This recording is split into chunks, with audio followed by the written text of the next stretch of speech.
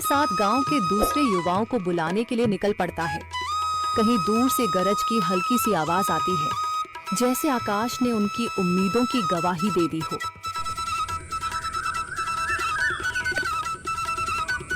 अगली सुबह राजू और शामू गांव के युवाओं को इकट्ठा करने निकल पड़े। चौधरी महेश की हवेली के सामने एक भीड़ जमा है। बाबा जी, संदरी, गांव के कुछ बुजुर्ग और किसान सभी मौजूद हैं। हम हाथ पर हाथ रखकर नहीं बैठ सकते। अगर अल्लाह ने हमें हिम्मत दी है तो हमें खुद पानी के लिए मेहनत करनी होगी। हम एक नया कुआं खोदेंगे। लेकिन राजू, क्या हमें यकीन है कि वहाँ पानी मिलेगा? बेटा, पानी जमीन के अंदर होता है, बस सही जगह खोदने की जरूरत है। हमने अपने बुजुर्गों से सुना था कि पुरानी नहर के पास जमीन नरम थी, शायद वहीं पानी हो। बाबा जी सही कह रहे हैं। अगर तुम सब यह काम करने के लिए तैयार हो तो मैं अपने कुछ मजदूर भेज सकता हूँ। धन्यवाद चौधरी जी, लेकिन हम सब खुद भी मेहनत करेंगे। यह हमारे गांव के अस्तित्व की लड़ाई है। संदरी, जो अब तक चुप थी, आगे बढ़ती है। हम औरतें भी पीछे नहीं रहेंगी। हम पानी लाने की व्यवस्था करेंगी, खाना बनाएंगी, ताकि तुम सब आराम से काम कर सको।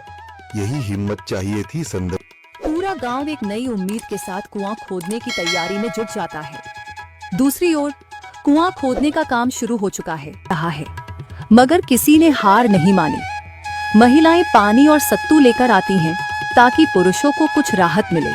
हमें और गहराई तक जाना होगा। अब तक सिर्फ सूखी मिट्टी और पत्थर ही निकल रहे हैं। राजू, यह बहुत कठिन काम है। अगर हमें पानी न मिला।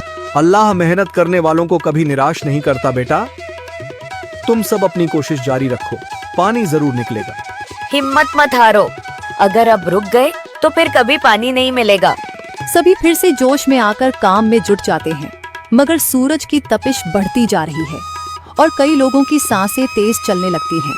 तभी एक तरफ से रामलाल और उसके आदमी हंसते हुए आते हैं। अरे भाई, तुम्हें लगता है कि जमीन तुम पर रहम करेगी? हाँ, ना समझ लोग, ये सब बेकार की मेहनत है। रामलाल, हमारा हौसला मत तोड़ो। अगर तुम मदद नहीं कर सकते तो कम से कम मजाक भी मत उड़ाओ। मदद?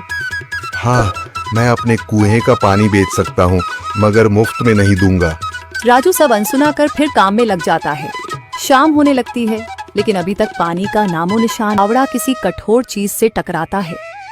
एक अजीब सी आवाज आती है। राजू चौंक कर देखता है और जल्दी जल्दी मिट्टी हटाने लगता है।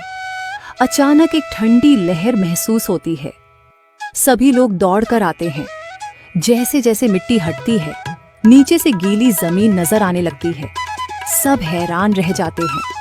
सुभान अल्लाह, मैंने कहा था ना, अल्लाह हमारी मेहनत को जाया नहीं करेगा। राजू और बाकी सभी जोर लगाते हैं।